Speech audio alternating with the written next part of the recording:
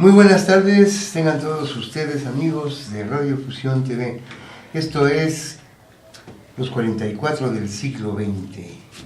Y bueno, tengo el gusto de que me acompañe como cada martes el director del periódico del siglo XX, el señor Alfonso Torres Vargas. Buenas tardes. Muy buenas tardes querido auditorio.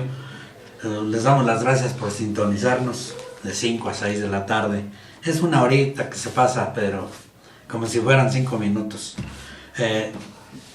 La importancia de un periódico es comentar la vida de la ciudadanía en donde se edita el periódico. Es lo que hicimos y hemos estado haciendo todavía en el Face, comentar la vida y milagros de la ciudadanía. Sean ustedes bienvenidos.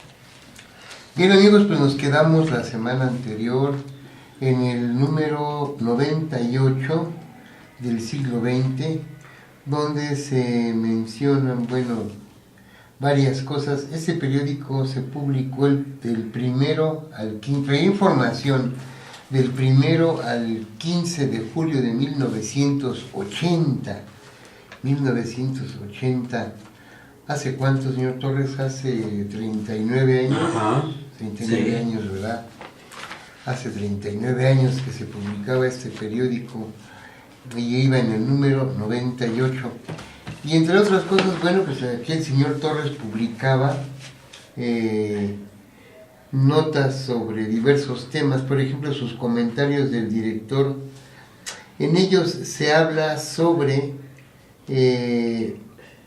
por ejemplo, en el primer párrafo dice: el coronel Félix Hernández Jaimes visitó Cuautitlán el pasado director sábado. de Policía y Tránsito en el Estado de México. Sí, visitó Cuautitlán el pasado sábado 21 de junio con el fin de sostener una reunión de trabajo con los diferentes permisionarios de Cuautitlán.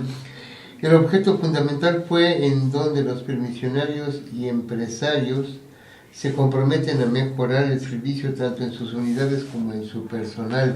El famoso pulpo camionero que jamás cumplió con sus promesas.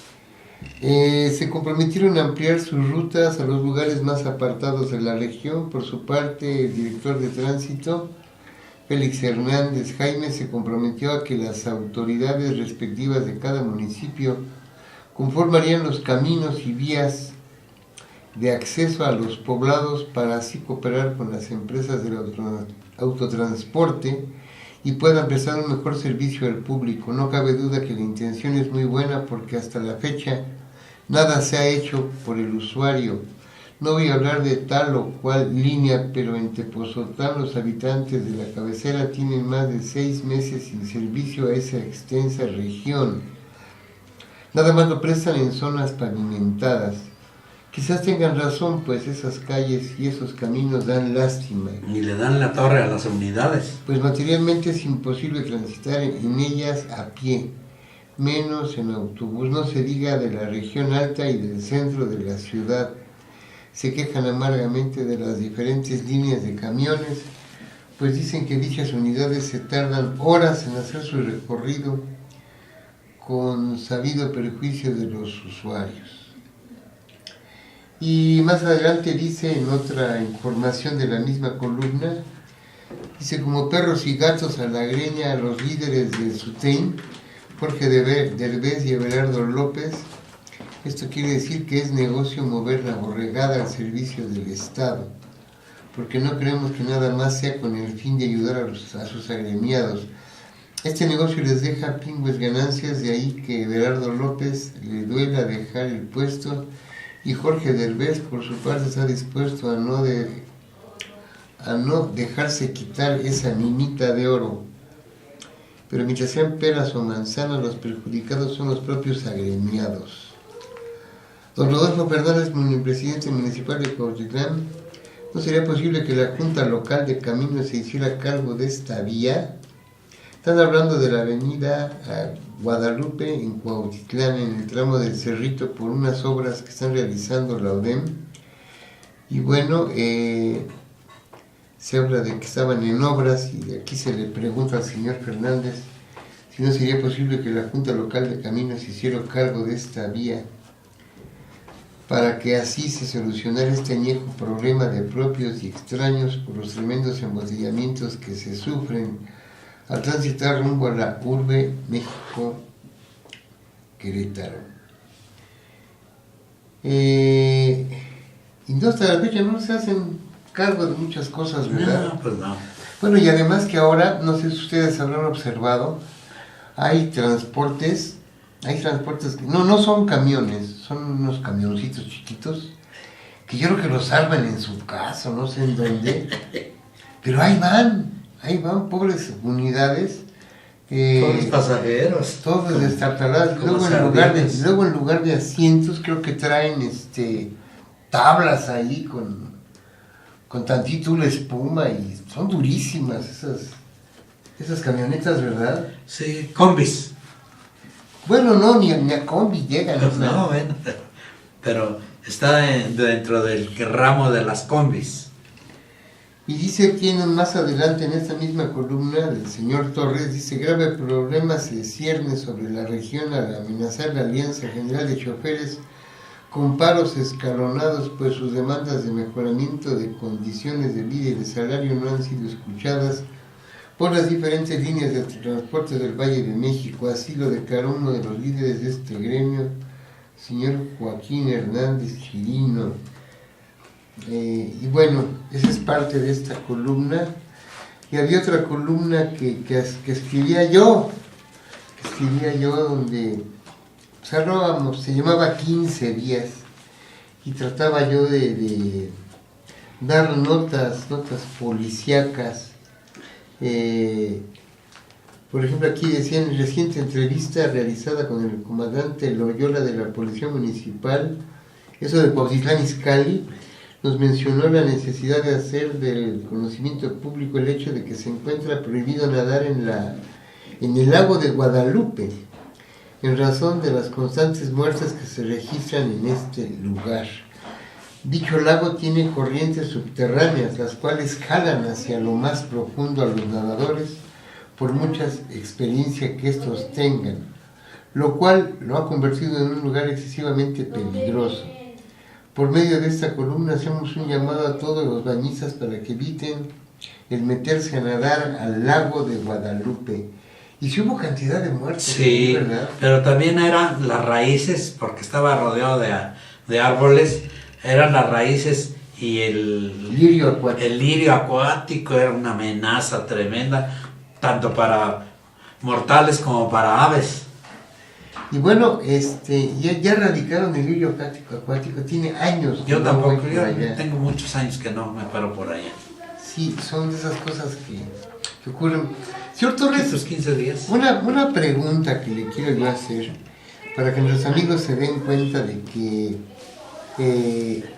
lo que era trabajar en un periódico, que jamás yo me imaginé que fuera a durar tantísimos años. Sí, ¿verdad? Aquí este periódico estaba en su tomo 1. Tomo 2. Este es el tomo 2. Ah, sí, pero el número del periódico, ajá, era el 89 y decía tomo 1. Había ocasiones en que no había que escribir, ¿verdad? No, teníamos que quebrarnos la cabeza para poder llenar hojas y hojas. Era tanta la actividad de los gobiernos y tanto lo que... Inactividad, diría. Por ejemplo, muchas veces decían, no, pues publica que... Pues no se iba uno a pasar escribiendo cebollazos, ¿verdad? A los políticos, ¿no? No sabíamos dar cebollazos nosotros. Era el reverso de la medalla, lo que hacíamos nosotros. Y fíjense que en aquella época, ¿qué son? ¿39 años? Sí.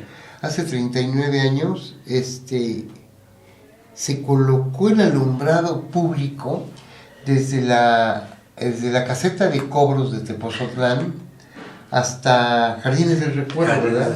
Más adelantito. Un cementerio que hay para ricos.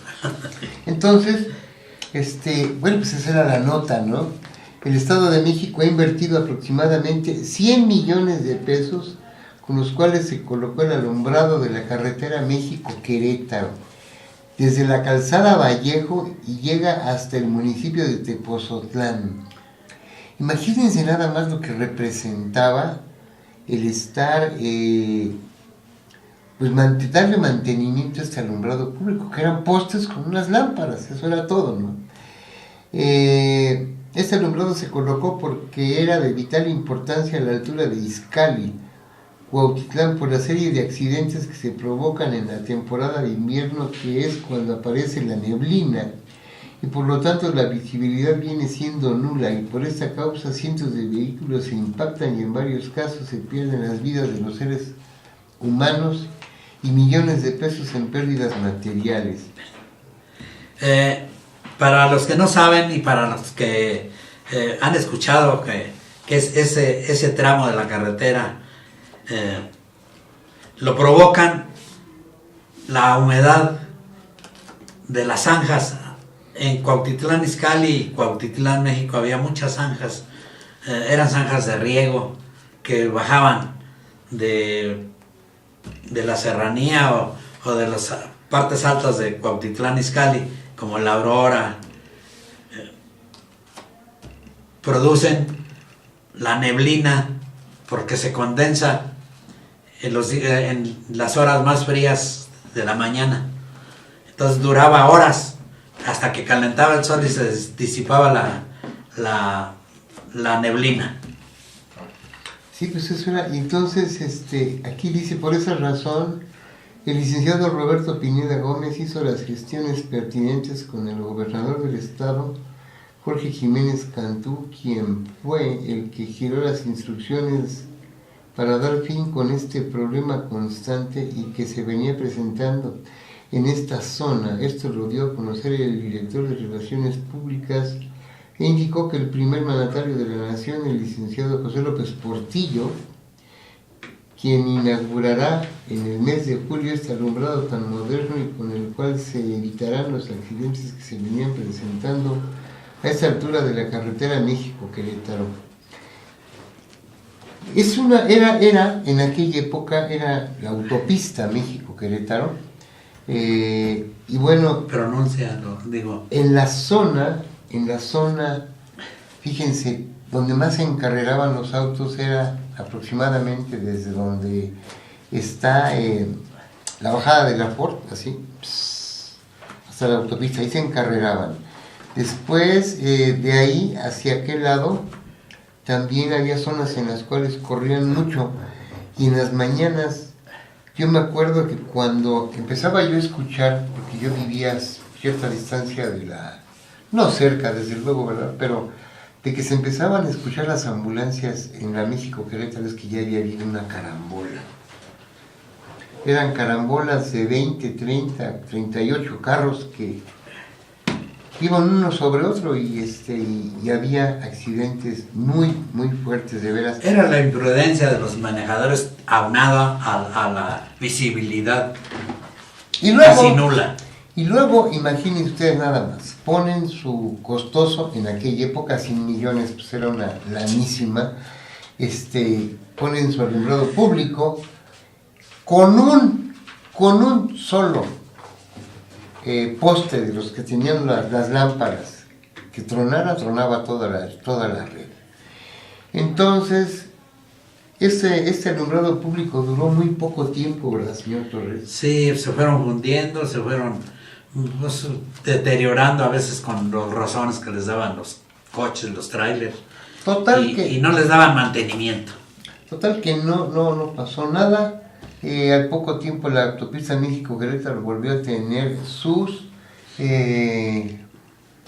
la oscuridad con la que siempre se le ha distinguido. Máxima ahí en la zona de la Quebrada. En la zona de la Quebrada eran las zonas más peligrosas de esta autopista. Los carros bajaban a todo lo que daban y bueno, era cuando se originaban terribles accidentes, atropellamientos, en fin, tantas cosas que yo recuerdo de esta autopista que, pues ahí está todavía, la autopista sigue. En las tardes, por ejemplo, como en esta época, más o menos al filo de esta hora, si usted va a la Ciudad de México y llega a la Quebrada, a la hora pasando Perinorte, a la hora de llegar a la subida, el sol da de lleno sobre los carros, ¿verdad? Exactamente. Hay una cosa muy importante.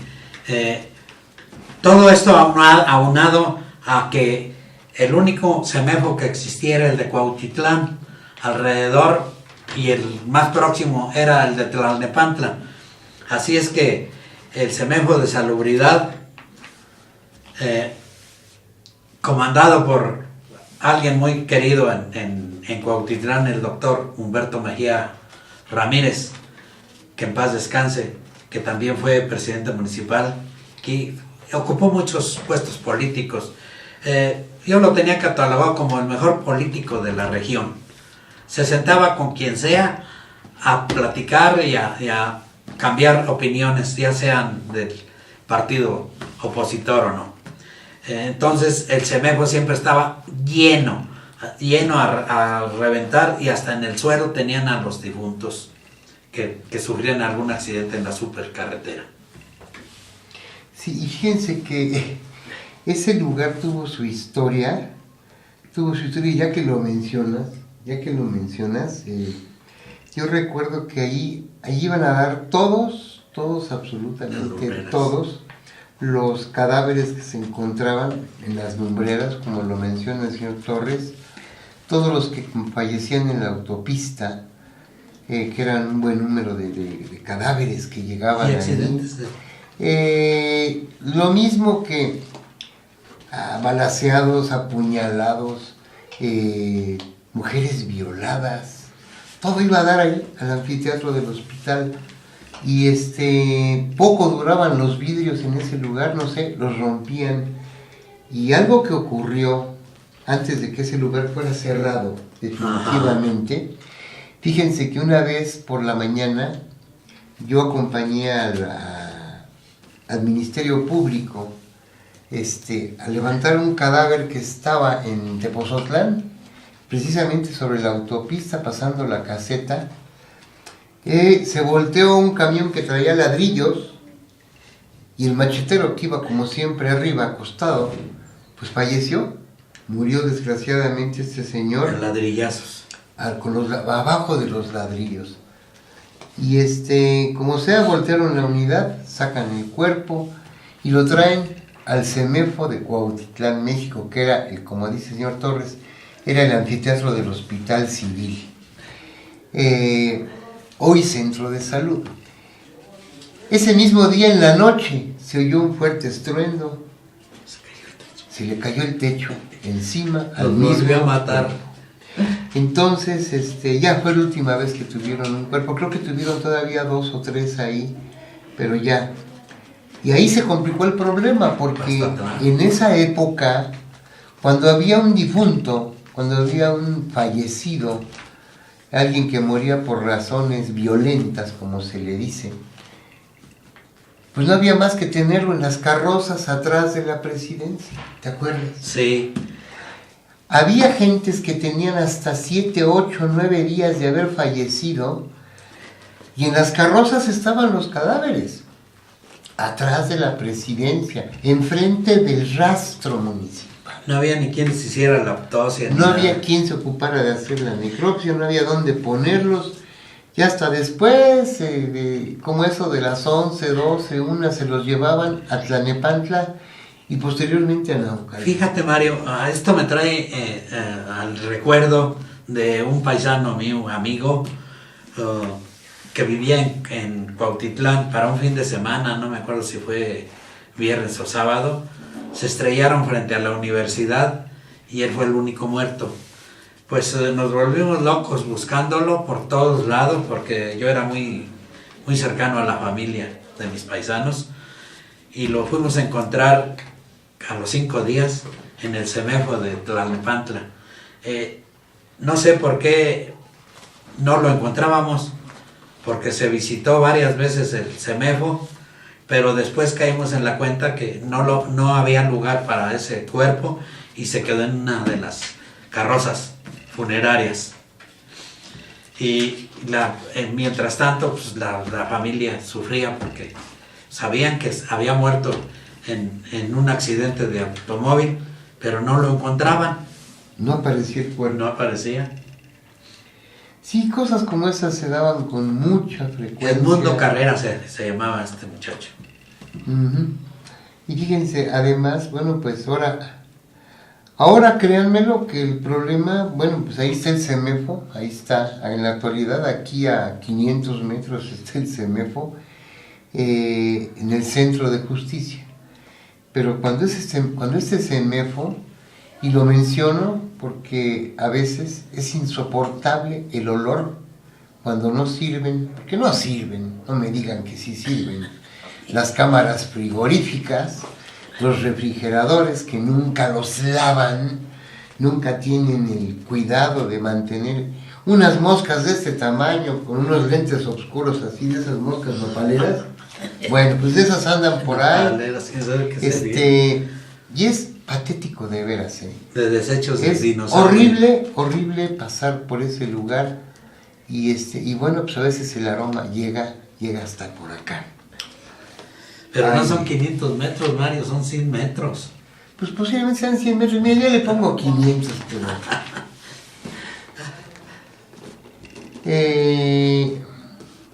aquí se habla sobre el aniversario de la erección de Cuautitlán Izcalli, el séptimo aniversario. La erección de Cuautitlán Izcalli. Los monumentos prehispánicos y las reliquias coloniales.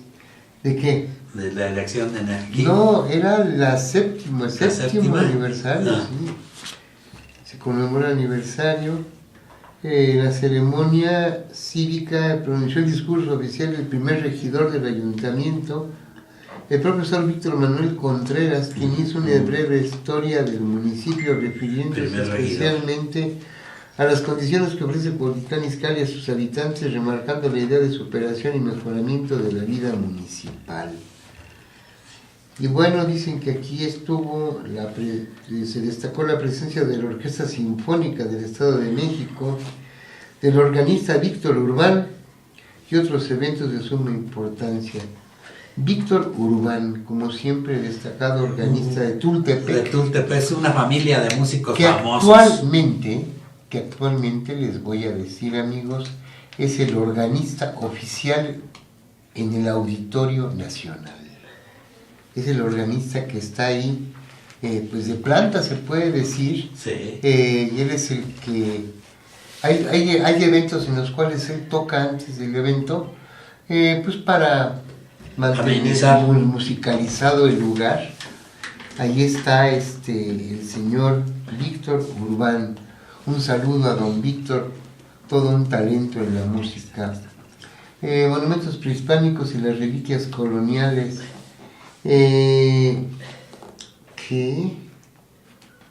Haz que las velas de oro y de plata, más que las velas de oro y de plata, los yacimientos de petróleo y recursos naturales no renovables, la inmensa, es que aquí como mordieron esto. Sí, hombre.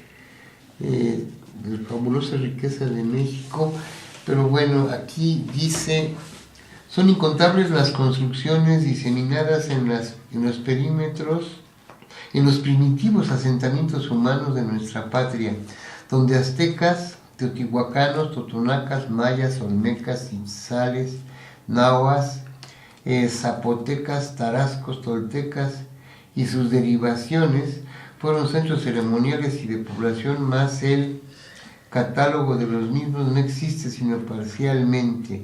Más aún, en las entrañas de las selpas hay cientos y miles de adoratorios, pirámides y edificaciones precolombinas que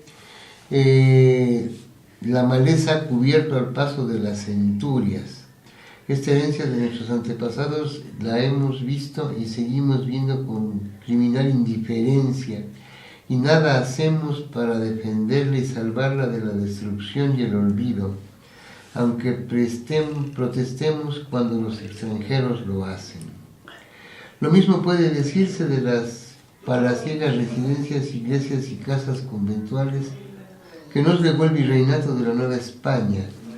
Es vergonzoso y deplorable ver cómo se han destruido y siguen deteriorando imponentes obras arquitectónicas convertidas en oficinas públicas, bodegas, comercios y vecindades más. Clamamos al cielo si alguien pretende derribar esos descuidados y ruinosos predios para sustituirlos por otros modernos en que el cemento y estructura metálica suplen la encajería de piedra y el gallardo esplendor de tesontle y el azulejo.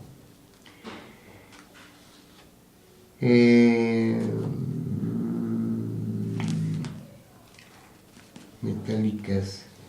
Pobre y triste espectáculo el de casi todas las ciudades de México, donde la incuria y la barbarie acaban implacablemente con esta grandeza sin que nadie intente evitarlo. Nuestra ignorancia nos hace cometer muchos latrocinios. Sí, así es. Y bueno, esto me recuerda, usted no llegó a oír, señor Torres, que en Melchor Ocampo, en los límites de Melchor Ocampo y Cuautitlán, allá por el rancho del Terremoto, habían encontrado una zona arqueológica que después nadie habló de ella y que después creo que se convirtió en un fraccionamiento.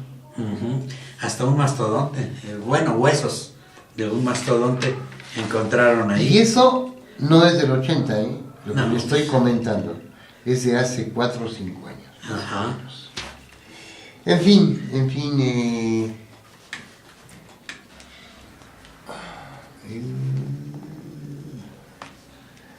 bueno, José López Portillo.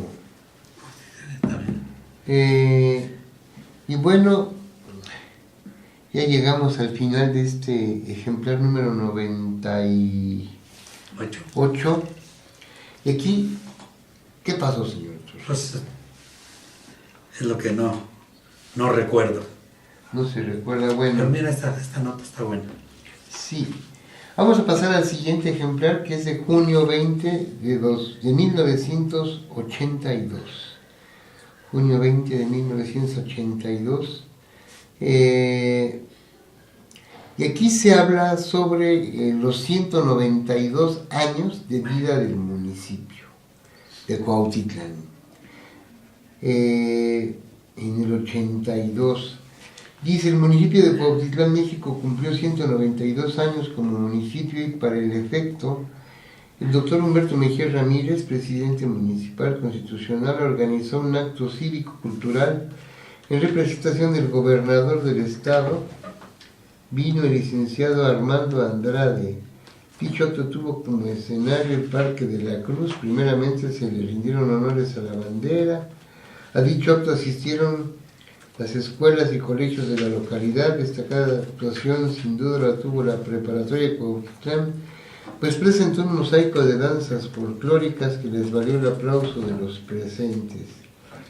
Al licenciado Alberto Fragoso Castañares, cronista de la ciudad, le tocó hacer una semblanza de la importancia de la religión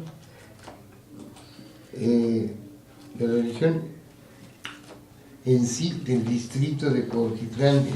Se remonta en la remota época que en remota época fue eje central de importantes movimientos sociales. El licenciado Fragoso explicó cómo a través del tiempo y por un error se le designa al municipio de Cuautitlán de Romero Rubio, en recuerdo del suegro de don Porfirio Díaz, pero en sí el distrito de Cuautitlán es el que lleva estos apellidos, que nada tienen de ilustres. Y a la vez, el licenciado Alberto Fragoso pide al licenciado Armando Andrade, representante personal del licenciado Pedro del Mazo González, gobernador del estado, quien recientemente falleció, que sería justo que el distrito de Cuautitlán llevara el nombre de uno de sus, ya vamos a buscar esto, de uno de sus 4, 6, 8, de uno de sus ilustres hijos. Ese es aquello también. No. No. El acto tuvo como marco musical. El doctor Humberto Ramírez agradeció en nombre del pueblo de Cuautitlán y del cuerpo edilicio de Andrade, al licenciado Andrade todas las atenciones y gentilezas que tuvo. Y bueno, aquí se va perdiendo poco a poco la columna, pero aquí está. Mejía Ramírez exhortó a los habitantes de Cuautitlán a trabajar en beneficio de la población para hacer de este municipio un lugar digno de habitar. Bueno, Cuautitlán, como todos los municipios del Estado de México, está recibiendo muestras de apoyo por parte del gobierno. Fíjense, en esa época el gobernador era don Alfredo del Mazo González. Y esto es lo que se menciona en la primera plana de este siglo XX, de junio 20 de 1982. Pues sí es de esas cosas que así venían. Y se hablaba, por ejemplo, junio, concentración obrera del 1 de mayo en Cuautitlán, México, desfilaron obreros de la CTM. Eran famosos esos desfiles del 1 de mayo. Sí eran. Y la figura que más destacaba era la figura de don Sergio Pérez Tobar. Ajá. Y dice aquí, Semana Santa en Guandacareo, Michoacán. Aquí en Cuautitlán. El Señor, el Cristo de ¿qué? ¿Cómo le decía? El Señor del Amparo. Del Amparo, exacto. Pero, por ejemplo, aquí se habla muchísimo, si ustedes lo van a notar, de Guandacareo, porque en Cuautitlán, así como hay la colonia española y la colonia, había un gran número, y todavía hay un gran número de habitantes de Guandacareo, Michoacán. Y bueno, aquí se habla sobre esta festividad, la imagen del Señor del Amparo que se venera en Guandacareo, Michoacán. Nótese que el cendal del Cristo tiene gran cantidad de billetes de alta denominación que los creyentes depositan como limosna. Ahí sí eran espléndidos con su religión. Ahí sí eran... Aunque aquí le echan centavitos. Bueno, pues que ya no valen, ¿verdad? Pero se los echan ahí. Sí, así es. Y bueno, como zarzamora andan, llora que llora por los rincones.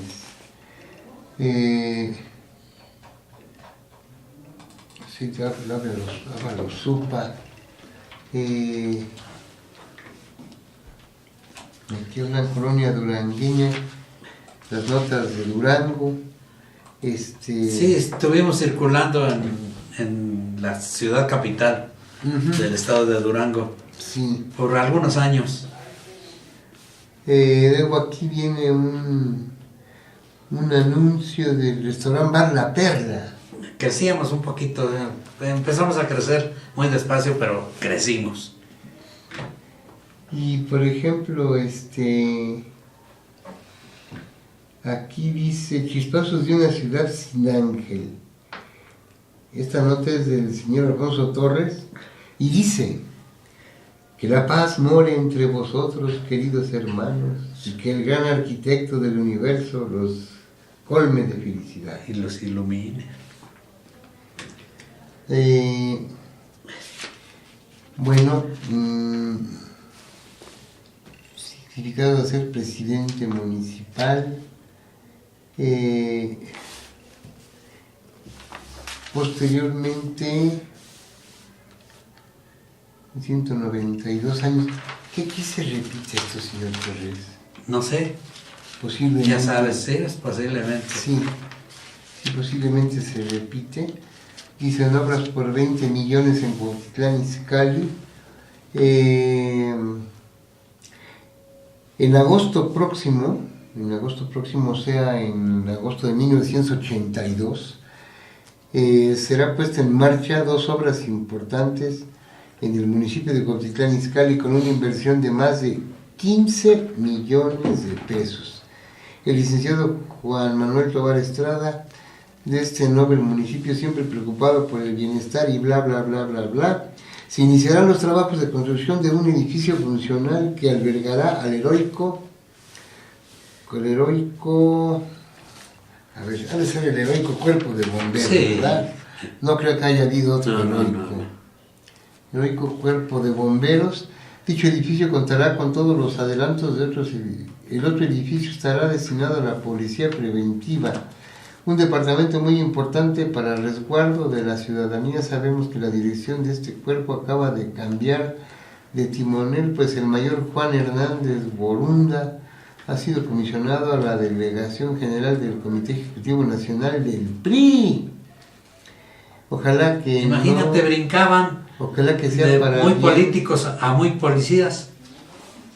Y bueno, pues, era cuando, fíjense nada más, por si ustedes no lo saben, ahí donde están los juzgados civiles. Exactamente. Los juzgados civiles en Cuautitlán Izcalli. Allá por las vías. Atrás de la zona industrial, ahí en la zona industrial, ahí están los juzgados. Entonces, esos edificios pertenecen a 1982, fíjense nada más. Los edificios donde estaba la policía y los bomberos. Y bueno, pues también aquí se publicaba, el pasado 20 de mayo de 1982, la colonia durangueña en la Ciudad de México ofreció un desayuno a los candidatos a senadores por el estado de Durango. Los licenciados José Ramírez Gamero y Miguel González Avelar. Miguel González Avelar. Mi paisano, y fue gobernador, era de mi colonia, de mi barrio, pues. Ajá. Y sí, bueno, pues andaban en plena grilla, ¿verdad? Sí. Andaban en plena grilla. Ahí ¿Cómo no iba a ser gobernador? ¿Cómo no iba a ser famoso? Si era ahijado del mero de la CTM. De don Fidel. De don Fidel Velázquez. Don Fidel Velázquez.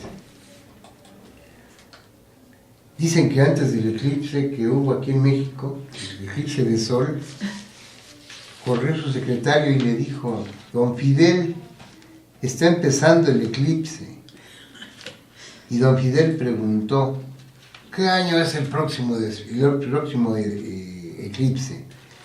Para el 2070. Me espero al otro, dice. Y sí se esperó. Por si ustedes no recuerdan o no conocieron, don Fidel Velázquez fue uno de los 7 loritos. Sí, fundadores de la CTM. Es más, no figuraba.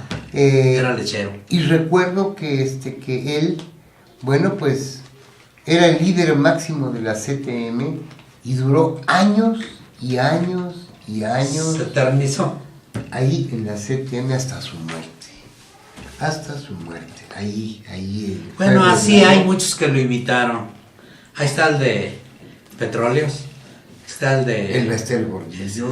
Bueno, esa la quitaron y ahorita ya quiere regresar por sus fueros y por sus millones que no le quitaron. Está Romero Deschamps. Bueno, hay tanto líder todavía de esa camada que fue creación de don Fidel Velázquez, que todavía se recetan con la cuchara grande. Sí, así es. Así es esto. Y bueno, continuando con esta lectura, estamos viendo aquí, en días pasados, fíjense esta nota, este es de agosto de 1982, en días pasados el licenciado José López Portillo, presidente de México, visitó el municipio de Cuautitlán Izcalli con motivo de la evaluación de educación técnica. A su arribo a este noble municipio fue recibido por el licenciado Alfredo del Mazo González, gobernador del Estado de México, y por el licenciado Juan Manuel Tovar Estrada, presidente municipal, quien hizo entrega de un reconocimiento por su política gubernamental y nacionalista. Y si ustedes no se acuerdan, amigos, también José López Portillo era una persona sumamente maldosa. Había veces en que en las giras pues iban varias personas de la tercera edad o de la segunda edad, políticos como hay muchos, muy gordos. Ya rebasaban el medio siglo. Muy gordos, ¿verdad? Obesos. Y el licenciado López Portillo de repente decía, apúrenle porque se nos hace tarde. Y empezaba a trotar así, a correr. Y ahí tiene usted a todos los políticos de la época, de aquella época del 82. Oye, Echeverría no trotaba, pero ¿cómo caminaba prisa ese hombre? Sí, don Luis Echeverría Álvarez. Bien. Bueno, eso es esto de acá. Esto de los chispazos, puede haber algo. Chispazos dice, es urgente en Cuautitlán que se vialidades, pues ya es imposible transitar por las arterias. Cuautitlán es una de las ciudades en el Valle de México de más importancia, pues en ella confronta 9 líneas de camiones de pasajeros. Es centro comercial de 10 municipios, su zona comercial, aunque chica, es una de las más completas. De ahí que en los últimos años el tráfico vehicular se ha incrementado en un 1000%. Al centro de la ciudad siempre se encuentra congestionado por el intenso tráfico. 3 arterias son las que sirven de desfogue a las carreteras Melchor Ocampo, Zumpango, Tultepec, Huehuetoca, Coyotepec, Teoloyucan, Tepozotlán, Tultitlán, La Quebrada, Lechería, San Martín, La Aurora, Ciudad Cuautitlán Izcalli, Tepojaco, Santa María, Lago de Guadalupe. ¿Cómo es posible que estas 3 avenidas le den fluidez al intenso tráfico? De ahí la urgencia de construir nuevas vialidades para desviar los vehículos pesados que pasan por esta ciudad. Sabemos que dichas vialidades ya están planeadas para un futuro inmediato. Todo es cuestión de que nuestro presidente municipal le pida al gobierno del estado que le dé prioridad a esta obra, que se legislará una ley para todos aquellos que desperdicien el agua. Y bueno, pues sí, aquí hablaban de lo que era la gran fluidez de vehículos. Imagínense nada más cuando era el martes, un día como hoy, pero era tianguis. Cuautitlán, la mitad de Cuautitlán estaba invadido por el tianguis. ¿Se acuerda usted, señor Torres? Sí, cómo no. Era una cosa que... Fíjate que yo en ese tiempo desarrollaba algunos trabajos porque siempre me ha gustado estar ocupado para no pensar en cosas malas. Nos caía... El oficio de mi padre siempre fue la relojería. Él tuvo una relojería y yo le ayudaba en esa relojería en mis tiempos libres. Nos llegaron a caer en un martes 100 relojes para compostura, para entregarlos al siguiente martes. Era tremendo lo que yo trabajaba. Yo llegué a arreglar 20 relojes diarios, tuvieran lo que tuvieran. Era mi obligación. Y trabajaba de domingo a domingo. El domingo mediodía nada más. Todavía me iba a jugar billar un rato con un paisano que venía a verme todos los domingos. Nos poníamos a jugar 2-3 horas billar. En el billar de Don Kiri. Ahí eran mis descansos de trabajar. Pero sí, trabajé como, no sé, de dónde sacaba yo tantas fuerzas para trabajar y trabajar. Yo llegué a trabajar en Oxxo, salía de ahí, llegaba a mi casa, comía y me iba a la relojería de mi padre a ayudar. La Oxxo no era una tienda, no. Es que es una tienda, ¿no? Era la fábrica de llantas Goodyear Oxxo. Bien. ¿Cuántas cosas, señor Torres? A lo mejor por eso me conservo, fíjate. Me conservo pues se puede decir sano. Lo único que me va a matar va a ser mi edad. A mis 83 años ya no pido paz, pero ya llegará el día en que pida paz. Bien, y aquí, bueno, pues las notas, no podían Durango. faltar las notas de Durango, Gobernador. el gobernador licenciado Armando del ¿qué? Armando del Castillo. Del Castillo. No, Sí, es del Castillo. del Castillo Oh, Franco, Franco. al rendir su segundo informe de gobierno. Este periódico lo enviaba usted a Durango. ¿Cuántos Sí. periódicos había en Durango, señor Torres? En Durango muchos. Yo trabajé en el Sol de Durango, trabajé en otro periodiquito que se llamaba, tenía un nombre de un vino, de un brandy, no me acuerdo exactamente, no trabajé mucho tiempo, pero yo sí trabajé en el Sol. Pero fíjate, yo les cuento que yo salía de la escuela de mi primaria y me iba a comprar periódicos a la redacción para vender yo periódico en las calles. ¿Quién me iba a decir que iba yo a seguir con el periodismo? Sí, no, pues nadie sabe lo que le va a deparar la vida, ¿verdad? Exactamente. Lo que viene años después. Sección Durango. Francisco Zarco, su noble sombra. Fíjate lo que dice, ¿eh?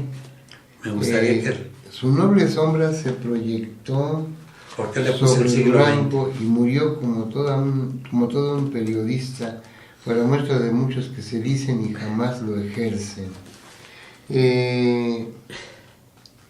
Bien, ¿es esto? El siglo XX. Ah, no, era el siglo XIX. 19, ya A ves, ver, de ahí. vamos a buscar la editorial, Era mi paisano. porque dice aquí que ver la editorial. Ajo la pusieron hasta por acá. No. Ver editorial. A ver, página 6, página 5, página 4. Editorial. Oportunamente, rotundamente es cierto, nada de lo que se escriba en el transcurso de los próximos meses envenenar el marco de la decisión. Confesó llegar a la fecha de las elecciones que resultaría ser inobjetable triunfador en un configurado. Miguel de la Madrid Hurtado, en efecto, de todos estos largos días que nos esperan del 1 de noviembre a configurar ahora sí el equipo de colaboradores con los que habrá de rodearse para dar cumplimiento cabal. Y bueno, aquí habla sobre Miguel de la Madrid, que fue efectivamente, fue después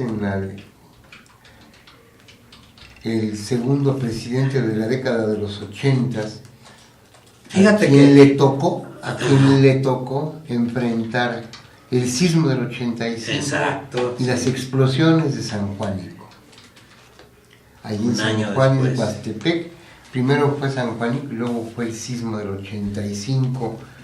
Y en los dos eventos me tocó verlo al señor presidente. Bueno, ya llegará el momento con el rostro desencajado. En que tú, con todo clase de rasgos de esa tragedia, lo publicamos aquí en el siglo XX, tú lo narraste.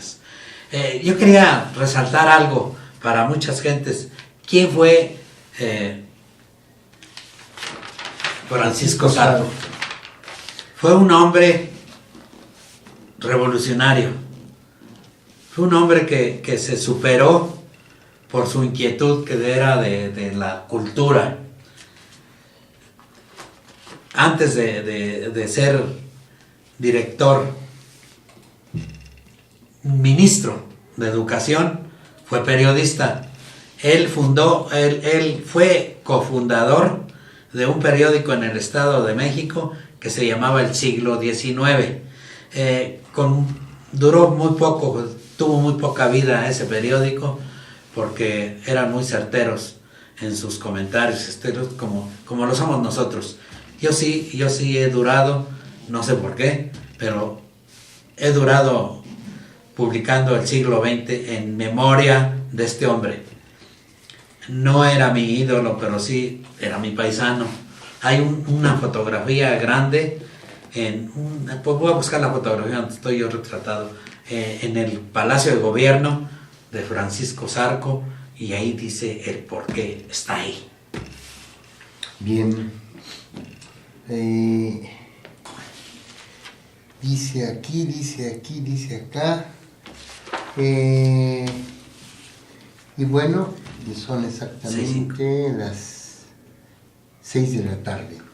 Son las 6 de la tarde, amigos. Nos quedamos en esta parte del siglo XX.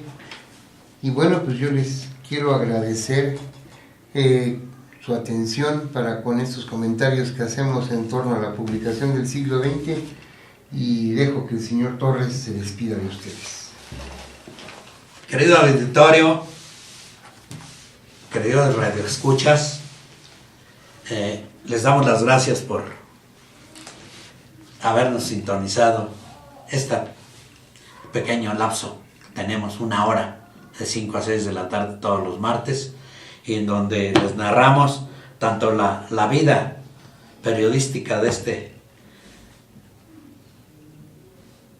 periódico, este semanario quincenal. Salía como Dios quería que saliera, cada vez que se descuidaba. Les doy las gracias y tengan ustedes la plena seguridad que les publicamos, todo lo que publicamos en siglo XX es una verdad desnuda, sin trabas ni nada, y espero que sigan escuchándonos y viéndonos, porque se va a poner esto más interesante. Muchas gracias, amigos, y no se olviden, por aquí nos vemos el próximo martes a las 5 de la tarde, y a continuación Notivisión, la noticia en su exacta dimensión. Gracias. En breves minutos.